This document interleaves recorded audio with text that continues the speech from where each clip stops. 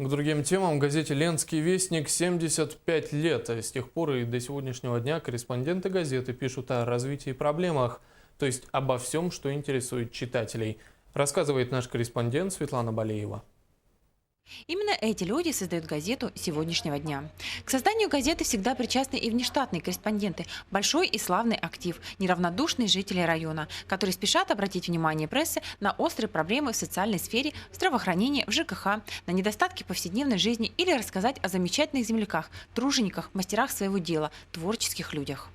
Наша задача сделать газету доступной для всех, чтобы ее понимали, допустим, не младший школьник, а средний школьник и та же бабушка, которой 80 лет. Потому что эта информация для всех, для них. С каждым годом «Ленский вестник» становится более информативным. Корреспонденты стараются как можно больше рассказать о самых важных событиях в жизни города и района. На страницах газеты находят свое место и долгожданные письма с заметками, вопросами, благодарностями, стихами, рассказами горожан и жителей всего района. Острые, злободневные, интересные, искренние, за которыми человеческие судьбы, радости и печали читателей районки. Сегодня любимая всеми газета выходит 2 раза в неделю, по средам и субботам. Предварительно до выпуска номера обсуждается, на какую полосу какая пойдет новость. Тираж «Ленского вестника» более 3000 экземпляров. Около 2500 из них доставляются подписчикам.